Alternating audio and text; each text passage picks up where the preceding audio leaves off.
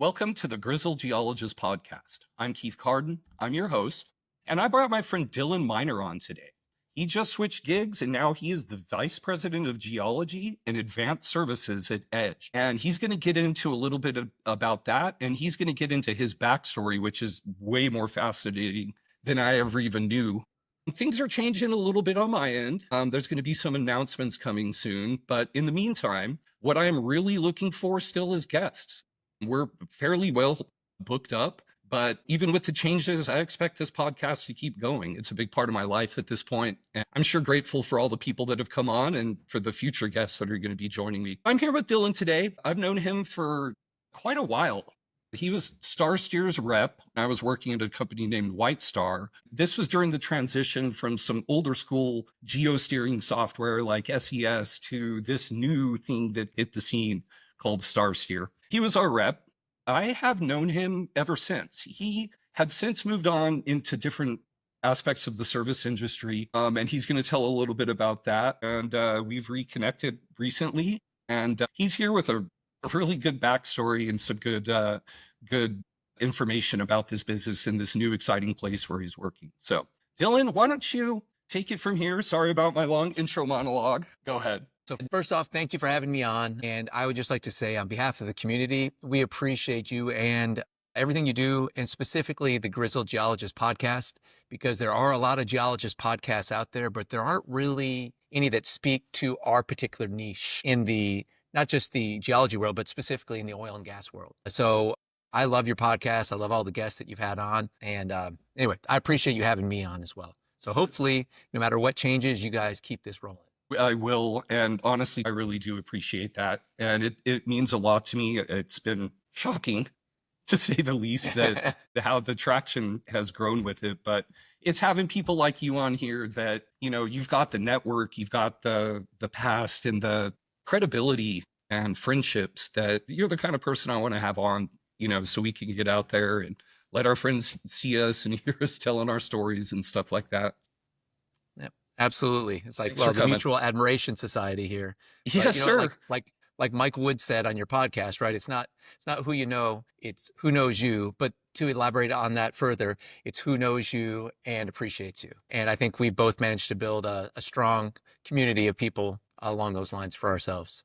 Absolutely. And real quick before you get going, I did want to just add to that because, you know, I was always active in the community and I'd show up to, you know, the random thing. And I'm a gregarious person, but I was busy. I had 3 kids in a row, busy working. And I kind of, you know, with the family life and everything else, and plus Revolution, you'd been in there. We're very quiet, very contained. We didn't have, you know, we didn't have a whole bunch of people or things, you know, outside of work going on. So anyway, it was nice to come back. I start a podcast and like every single person that I knew and every relationship that I had was still intact, and everybody just welcomed with open arms. And it just goes to show that, you know, I try to be genuine with people and love and respect all my friends, and it's paid off. So thank you to everybody. Thank you for coming, Dylan. Let's get going, man. Heck yeah. Yeah, let's get grizzled. Does that just mean we're old? I've never been quite sure. Well, I got to start with the taglines. I'd even like when Duncan Blue came on, he even, you know, I've had a few people try and throw some grizzled in. I'm going to get better about it for sure. The whole branding thing is new to me. Let's do it. Let's go. Well, Dylan, so why don't you give us a little bit of background? You had a very interesting life growing up. And, you know, people that know you kind of know these stories, and it kind of tells about your depth and who you are. So why don't you start out about this boy growing up? Yeah, well, I mean, I don't know. So, you know, we talk about like the sliding doors theories, right? Like of all the different ways that things could have gone in your life, each time a door opens and closes, you take a slightly different pathway, right? And we branch out. So in my childhood, I was in Iowa as a baby, and I had a couple of parents who maybe didn't like each other as much as maybe they could have. And went through a divorce that is still described in my little part of the world as epic. Long story, not quite as long. While my dad was gone on vacation, my mom took me on a vacation down to Florida without telling anybody, which started a little bit of a back and forth. It ended up with my dad picking me up one day on Christmas 1975, and then being on the run from the feds for the next 2.5 years. So we lived everywhere. I mean, mostly in the mountains. I think that's where the joy of kind of geology in the mountains started. We were up in Vancouver, California, Nevada, Mexico, Oregon, Washington, like all over the Western Cordillera. And so that's my earliest memories are all from that area. So 1975, how old were you? I was born March of 75. Oh, so I'm okay. 50 now. So Yeah. I don't know. Like we can go back into like whatever the first memories were, but I just remember consistently being in the mountains, like random stories, like how I was potty trained, was learning to pee off of a cliff That's awesome. on somewhere there. Like I still hear that story from my dad all the time. Yeah. So it was definitely unique. I can still spot a police car from a mile away or the McDonald's Golden Arches. Wow. So how long did this go Product on? placement. So you say 75 is when you came and kind of it started back then, and did this go till you're 5, 6, 7 years old, or? No, I think everything was resolved by like maybe 77, 78. My dates are a little bit blurry back then because, I was 3. I was going to say, I don't remember anything from that part of my childhood, like 3 and before out of the question. Yeah, So. just a lot of visuals are what pops into the memory. Sure. But I think it kind of set the I don't know, the theme of the movie of my life, which was beautiful places, beautiful views, and being on the move. And I think that is, as we go through the different stages of in my life to this point, I can see that those themes percolate through it. Okay. Yeah, that's really cool, man. And so did you so that kind of ended at a certain period of time. And so did you end up kind of going back with your mom, or was it with your dad pretty much the rest of your life? Yeah, let's just say laws were a whole bunch different back then than they are now. And of course, there was no internet. So at the end of it, like everybody just ended up right back in small town Iowa, where we all started, just with a whole bunch more hurt feelings. And so then spent the rest of my early childhood growing up there, and then moved a few more times after that. But that particular chapter came to a soft close at that point. Well, I know that you've been really close with your dad, and there's times where I was like, dang, this really loves his dad. Ever since I always knew you're always caretaking and talking about him. And I always thought, because you're such a nice, charismatic person, I was like, what gives here? And my perspective is I loved my dad and he loved me, but we had a very confrontational relationship, And so for me, it's always interesting to see I was arguing with my dad on his deathbed. Well, God rest his soul, But I'm gonna squeeze one more in here. Oh, dude, he did. He was misbehaving, man. I'm telling you. And I was the one that. So I had a dad that I had to stand up to, like straight up. And right. So when I heard you, and it always makes me curious about like what was so special about it. Now your stories about being in the mountains, and you shared some of your personal pictures of your time when you were doing the rock climbing and all the cool stuff out there. But kind of going back to Dad, he's still with us, correct? Yep. We just, you guys all see Mount Scott there in the background, but if you were able to see a little bit down in the valley behind Bear Mountain there, we just built him a home about 4 houses down from us, so we can keep him close by. Oh, that's awesome. That's awesome. But speaking of houses, one of the stories that you told me back in the day, so this is when I was seeing your love and care for your dad, but you told me a story about one of the houses, the property on Lake Hefner here. Why don't you get into that one real quick? Yeah, I don't know. Like, I feel like I have a lot of weird stuff happen to me, and I was thinking about it the other day, and I was like, well, maybe it's just that everybody starts to have weird stuff happen, but then most people are like, they shy away. They're like, hey, that probably seems like bad news, where I'm more like, Intrigued. Let's see how this goes. Yeah, this is going to be entertaining. So I'd been working for Roji, and I was out in Midland, and I had recently picked up the Oklahoma territory, and I needed to get a place up here. And so I went ahead, and at that point, I was dating someone who's no longer part of my life. But the idea was that her and my dad and myself would actually get a place up in Oklahoma. And so we were looking for a place. I grew up in the lakes. I love nature. Obviously there's not too many geologists who don't. Right. And so we found a house that seemed perfect. It was in a good area. It was really unique. It was actually on the old Getty rural estate in the southwest corner of Lake Hefner over there. So it's like the oldest swimming pool in Oklahoma and the gardens and everything. And it was a pretty good price when I looked at it. And I noticed that all the other prices in the neighborhood had gone up, but this one had kind of stayed flat. Mm-hmm. So I put in an offer, and how it is. This is my first home I'd ever bought. Right, you put in an offer and you're super nervous. You don't know what's going to happen. I don't know what's going on. Yep, I was the same. I was so so nervous. Yeah. And my realtor calls me and he's like, well, I got good news and bad news. And I was like, anytime you hear that, you're like, oh God, here we go. Yep. What's the bad news, right? Yep. But I'm like, okay, well, let's hear the good news first. Let's start on a good spot. And he says, well, the good news is they've accepted your offer. I was like, yes, right? And Of course they accepted it.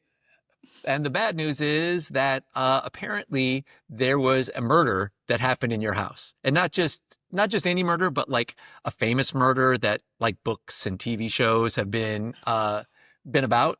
And I'm like, you got to be kidding. He's like, yeah, there's actually #murder houses on Instagram with a picture of your house.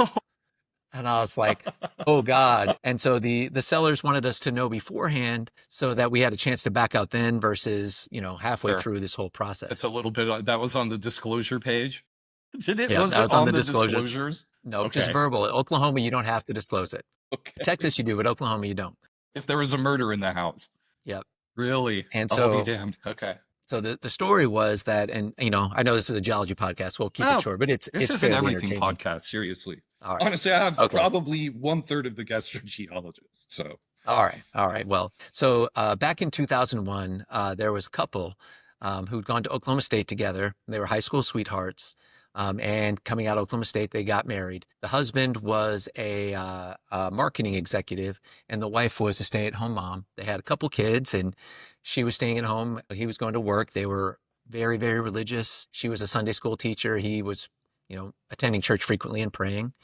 And at some point, maybe she got bored with her life, and she went from just like a stay-at-home mom Sunday school teacher to having torrid affairs with multiple men in the area. And without spending 30 minutes like the TV show is on this, I will just say that the last one of her lovers was ex-Marine who was her Sunday school co-teacher, but also her husband's life insurance agent. And so anyway, it happened in the garage. I think it's called Oklahoma Horror Story was the more recent one, but they were called the Sunday School Killers. And to this day, she's the only female on death row in the state of Oklahoma. that's So so it's crazy. like you could go into the garage and you can see that one garage has a different stuck or like texture than the rest because Really? that's where the shotgun was. Oh gosh. Yeah. And you're like, oh, but at the time, like I thought about it and I'm like, listen, I'm a geologist. Like I was going to No, there's this been is where life- I was going to segue into. Yeah. So you still bought the house. I still bought it because I'm a geologist. There's been life for 1.4 billion years or more on this Yeah. planet. I'm a bad geologist because I can't remember it right now, but let's It just say goes for back. a long We're time. not sure. They say, yeah, it goes past even what you said. And I don't believe in ghosts. And if we're going to try to find like the one place on Earth where nothing has died horribly, like the only place I could think of that we could do that would be like on a mid-ocean ridge or an active volcano, Yeah. because otherwise everything is tainted Yeah, by that sure. metric. Yeah, So- I don't know that it would have. I don't know that it would have kept me from doing it too. But I was going to ask if you were, did you, honestly, for you to buy it, that's already the answer. Like certain people Right. would never do that. You know what I mean? But I'm kind of in the same page. Like I don't know that necessarily that means anything, and you didn't have any trouble or No. anything like that. No, I mean, there was some concerns about resale value, of course, but Yeah. the funniest part was my ex, who I was dating at that time, she can't even watch Stranger Things without having to hide under the covers. And so the very first time I leave for work, I'm down in Midland, a windstorm came up and it caught one of the metal vents on the roof. And I get this video and the whole house is screaming, going, That's "Oh, good. God." Yep, And there yep. was raccoons had broken into the roof and there was raccoons running around the attic. So yeah, it was entertaining. But anyway, that was the murder house story.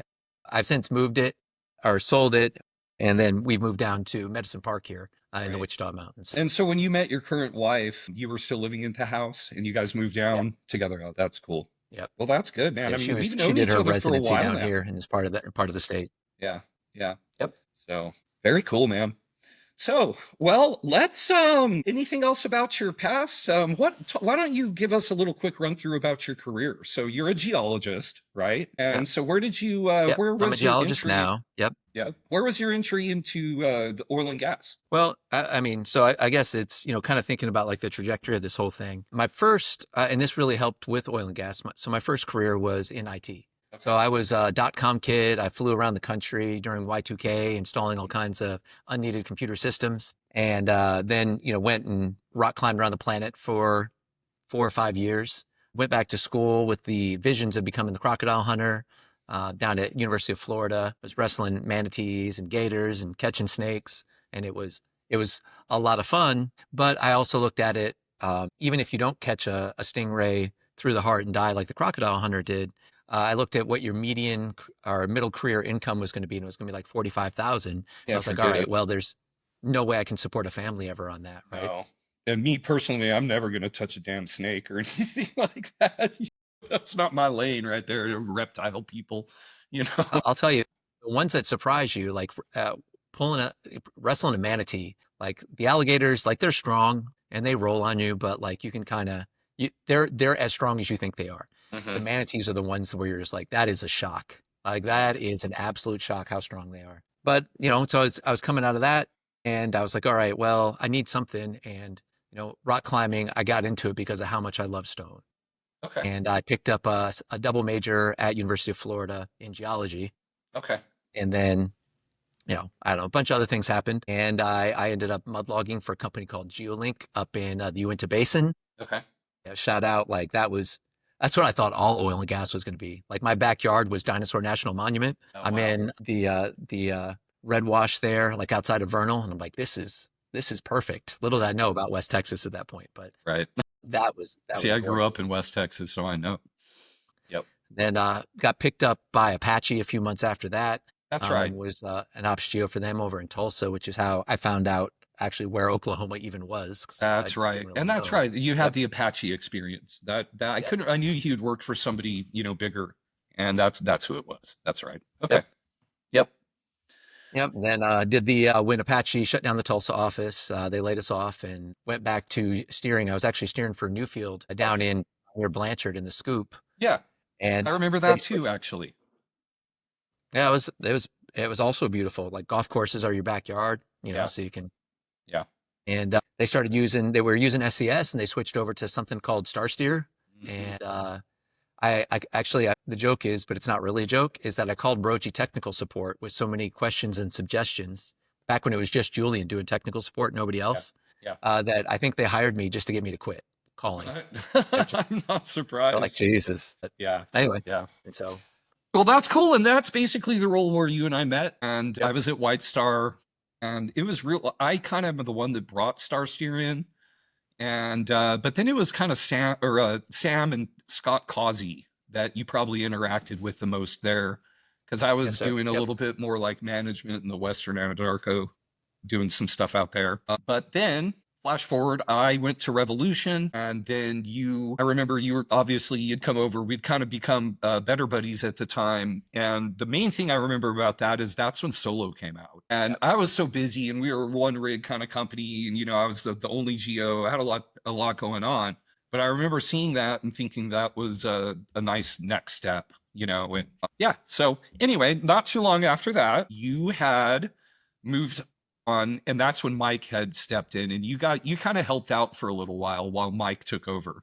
And so now Mike I actually left before Mike came on. Oh, okay. So I was there for 4 years. Yeah, 4 years. And then I got an offer. Well, I got a couple offers. I chose one which turned out to be the wrong offer at that time. We do that sometimes. We do. We live and we learn. I did that for college. I will say that, my brand is forever tied to Roji and Star Steer. And though, like, I'm not going to say it was never super easy, but being part of a startup like that, being part of a family situation where we worked so hard, but we grew that company. I think we had 42 clients when I joined and over 300 when I left. Had gone from like something that a lot of people had not heard of to a monopoly, if we're honest, right? And for better or worse. And I've been there with it the whole. Yeah, there's some downside to that, dude. And we don't need to get into it, but you know what it is. Yeah, I mean, I hear about it all the time from me too. Hey, and listen, as someone who's a practitioner and someone who does it, and someone who's respected in this field, frankly, and by them as well, it's real. Yep. Well, but great company, great product, and great product, and we had kind of crossed paths. and you had taken off to, where did you go from Starsteer? So from Starsteer, I went to, that's where I took the wrong turn for a little bit. And then during that wrong term and subsequent sabbatical, let's call it, that's when I met my wife and started everything over here on this side, moved down to Medicine Park. And then from there, I went over and joined William Hagen and the crew over at Stratigraph. Okay, so you've been there for a little bit then. Yeah, I was there for 3 years, up until actually I started with Edge last Monday.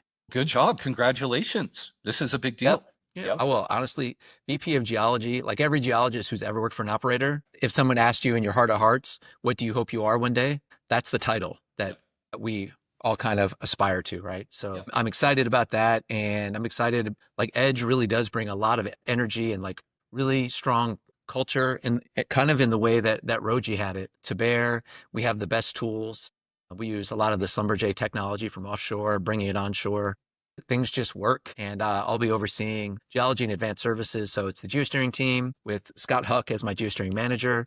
I have overseen the XRF and the FTIR on site, as well as the mass spec. And so just a lot of very cool tools and people who are excited, ready to rock and roll and take this thing that's already really going well over there and turn it into a proverbial monster. Oh, that's awesome. Well, I think you're going to fill that role very well. As somebody who knows you about your contacts in the industry and your history, that you're going to be a big value add for them. And being the VP, congratulations. That's a big deal, man. No, it's I have equity now in Edge. Like this is my last oil and gas job, and equity, it changes everything, right? It's not at 2 a.m. on a Saturday morning and when things are going wrong. Up till now, I'm working for my clients because my job is to make sure my clients don't look bad, right? They're my friends and I'm protecting them. But the idea of it actually being protecting, like that it's my company. Danny over there, when I was going through a few things, was asking some follow-up questions. And I was like, well, I really need a good computer. Like I do a lot of machine learning. I write a lot of scripts. I build dashboards. And can I have a good computer? And he's like, Dylan, first off, he said, Dylan, who hurt you? But then he said, that is a very strange question for one of the owners of the largest onshore service company in the United States to ask. And I was like, who's the owner of that? Oh, that's me. Yeah. And I was like, that he had me at that point. Like that was it. No, that's a huge deal. And as someone who's come through an equity piece and in a deal and hopefully going to be able to continue with that. No, it's a big part of it. And, I've had over this last little bit, I've had some learning about a person such as myself, and it would have been similar to you. You kind of know where your lane is, the people that you need to talk to get there. And that's, borne fruit on my end as well. And I can tell you, it's not through talking to other geologists. Those aren't the people that are hiring me. Yes, sir. But, well, that's great. So you were talking about some of the technical services that you sell. Why don't we spend a few minutes to just talk about some of the science that, and it's not mutually exclusive to you guys. This would be, this is science that's deployed in the field. You may have feelings about how your company does it different than others, but why don't we get into the kind of nuts and bolts really quick? Let's just pick two, maybe like XRF, and then you pick the other one. Spend 5 minutes on that, and then we'll talk a little bit about what Dylan's got going on in his life, and call it a show. Yeah, for sure. Well, so when I went over to my previous employer, like one of the tasks I was given was to make mud logging great again. We've all seen what's been happening for obvious reasons with mud logging over the last, let's call it decade, right? We have fewer rigs, and the rigs that are moving further and further into an exploitation phase. And people are finding less and less use for mud logging. But these service companies, we pardon my catchphrase here, we need to evolve to continue to be viable members of that community, right? Contributing members. And so what I quickly just kind of came to the conclusion of was, in talking to people, like a lot of times the problem with mud logging services was the inconsistencies of the actual mud loggers, right? And so people always appreciate the fact that a mudlogger is your representation on the rig. Like and I'm going to jump in here as someone, I've been an operator my entire career. And I have always wanted to keep the same people. Now, there's a guy named Bo McHugh that's going to be coming on the show in a couple of weeks, who's got some very strong opinions about this. And I'm going to let him talk about it. And I am going to kind of push back, and I'm going to push back on you a little bit too. As someone who does believe in mud logging, in geologists and everything else, but there is an economic primer. And you and I have talked about this kind of off the thing, but at the end of the day, while I do believe we need more data, we will be fighting engineers, because if it's something that does not affect the production of that well specifically, you're going to get pushback, even if it is a small drop in the bucket relative to the cost of the well. But go ahead, let's keep going. I just wanted to jump in there because it is a real thing. And the other thing real quick, because I'm going to let you go on this, I do care about these people that are out on these jobs too. Yes, sir. There's a money thing, there's a work thing, and anyhow, it's not lost on me. There's a career path thing, right? Yeah. How many of the best geologists in our entire industry came out of the mud? Yeah. I came out of the mud. Yeah. And if that trajectory goes away, then, all respect to those who did their internships and started at Exxon and had the best training. But that's only a small percentage. Yeah. No, I'm with you, man. No, this is a great, beautiful topic. In fact, I'd love to circle back on it at some point, but I'm going to let Bo get his piece in because I believe in it. And he has some cursing for me. Listen, I've run one-man crews a lot, okay? And I shouldn't do that. Yep. No, he was right. After I talked to him, because I had him on here. He's an old schooler. He's, in his 70s and been doing it for 50 years, and he's used to it. But it doesn't really justify, and it doesn't, listen, I'm never going to be able to have a one-man again. All right. But he made a solid, and I don't know that I want it, because I really actually am thinking about the big picture here. So anyway, Go ahead. I did have a little soapbox there. That's all right. It's your podcast. If you're not on your soapbox on your own podcast, when will you ever get to be? So I don't know. Like, what I think about mud logging is there are some great mud loggers, there's some so-sos, and then there's some soon to not be mud loggers that are out there. Right. And so one of the things operators always say is that, it's the reason they can't ever give an entire fleet to one company, right? Is we don't believe you have that many tier 1 mud loggers. Now, whether that's true or not for every company is up to them to decide. But the reason that this is an issue is that we want consistency in our data. But my retort to that is that if you've ever mud logged, let's just say, Keith, let's say you were the best mud logger in the world. I'm the second best. And, Bo over at Raptor is the third best. Mm-hmm. We could all three look at the exact same sample. And I can guarantee you that if we have the exact same description, it isn't because we're identical. It's because one of us is copy pasting. Yeah. Yeah. And so it's this lack of consistency, logger to logger and well to well, not to mention the fact that the data is qualitative in clear text as opposed to digital, right, makes it's fine for wildcats, right? It was fine when we were just doing step outs and trying to learn everything. But in the era of data science, you really need to have quantitative data that is consistent and comparable, well to well to well to pad to pad to pad, at least within a region. And so what over here at Edge, what we're doing is, we have access to Slumberjays, a mud logger in a box. It's an AI tool that looks at sample shape, cutting, and numerics. But then we also have XRF, which everybody should be pretty familiar with, elemental composition, and FTIR, which you can think of as bulk XRD, which actually is directly measuring the minerals with infrared and speciating out your clays. It can give you your TOC. It can give you your thermal maturity of your TOC. Mm-hmm. And this data is digital and it's repeatable, right? And so no matter, what formation you're in, if there was a purpose in mud logging, there's a purpose in this, right? And so going back to what your engineers say, there just needs to be a business case for it, because the engineers can do math as well, right? They understand that the mud logging, it's a rounding error, right? It's not the money, it's that the value has to be strong enough that the money is worth spending. And so in some jobs, absolutely mud loggers are the exact right tool. On other jobs, it's going to be mud logging plus one of these advanced services. And then we have something else that we do that's called standalone. And so, which is a much more competitive price point, but your mud loggers, instead of spending their time writing descriptions, they're actually acting as technicians. They're still taking pictures of your samples, measuring your gas that's out there, and producing a report every day. So we've just moved their time from point A to point B. And that gives you the advantages, but without necessarily having to pay for sample catchers or some of the additional costs. And people seem really excited about that. That's probably, of the new things that I've been pushing over the last year and a half, probably the most successful. Nice. Or at least the largest appetite. Yes, sir. And we actually even ran it on the this Wichita granite here. So I can tell you, no mica, 2% hematite, and lots of K-spar. That's why it's Well, we pink. just got run up on, Dylan, so we're gonna here comes the family, so we're gonna get to it. So Okay. why don't we spend a few minutes here talking just really quick, talk about what you got going on in your personal life, give a little bit of a plug to Edge, and you have to finish with some words of wisdom. Okay. For sure. I got my kids around me too. I got 5 fur babies. Yeah, here they're gonna come. They get to say hi really quick. This is my daughter Petra. Hi. Hi, Petra. I named her after the software. Not after the city in the Middle East. But let me finish this, baby. We're almost done, okay? Let mom know that I'm doing this, okay? Yep. So I guess quick plug for Edge. The culture is family, and it's about everybody rowing the right way. And I've only been there a week, but I could feel it on day one. Like I called my wife Giddy because I was like, I made a right decision. I wasn't sure, and now I'm sure. We have world-class geosteering.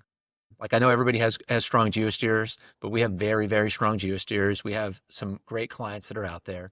We have access to all the different tools, including the Schlumberger offshore tech. Hit me up and I can present some of that stuff to you. But we're really interested. We're really closely intertwined, ingrained with some of the stuff that's happening over at Roji, as far as being able to rapidly deliver data via API, WITSML. We do a lot of machine learning for our clients in multiple different spaces. We're intrigued by the AI space, but we're hesitant to put anything out there because we do respect our clients' data security, right? So it's machine learning for now. As far as what I got going on personally, me and my wife, we're doing our thing. We got our Healthy Elevations LLC.